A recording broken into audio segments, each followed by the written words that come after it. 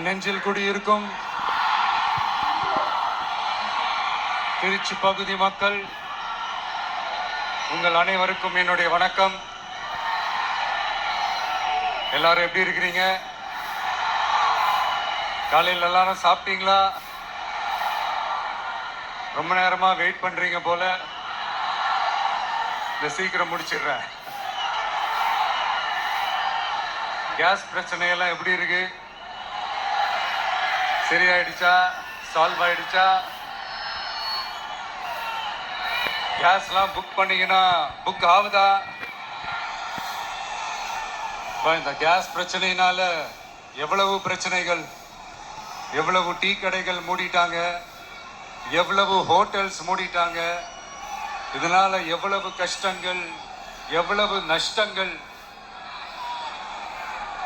அவங்களாச்சும் கொஞ்சம் உஷாரா இருந்திருந்தாங்கன்னா இந்த கேஸ் தட்டுப்பாடை கொஞ்சம் கண்ட்ரோல் பண்ணியிருக்கலாம். இவங்களாச்சும் கொஞ்சம் முன்னெச்சரிக்கையா இருந்திருந்தா அட்லீஸ்ட் நம்ம ஊர்லயாச்சும் இந்த கேஸ் தட்டுப்பாடை கொஞ்சம் கண்ட்ரோல் பண்ணியிருக்கலாம். இவங்க 2 பேரும் தான் இதுக்கு காரணம். ஆனா நம்ம ஸ்டாலின் சாரை கேட்டீங்கன்னா நமக்கு அதுக்கு சம்பந்தமே இல்லையே அப்படின்பாரு.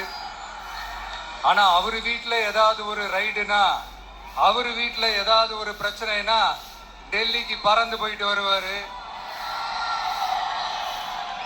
இந்த கேஸ் சிலிண்டர் பிரச்சனைக்கு கொஞ்சம் டெல்லிக்கு பறந்து போயிட்டு வரலாம்ல, கொஞ்சம் பிரயோஜனமாச்சு இருக்கும்ல. கேஸ் சிலிண்டருக்கு மானியமா 100 ரூபாய் தருவேன்னு சொன்னீங்களே, என்ன ஆச்சு? கரும்புக்கு ஆதார விலையா 4000 ரூபாய் தருவேன்னு சொன்னீங்களே, என்ன ஆச்சு? இந்த ரேஷன்ல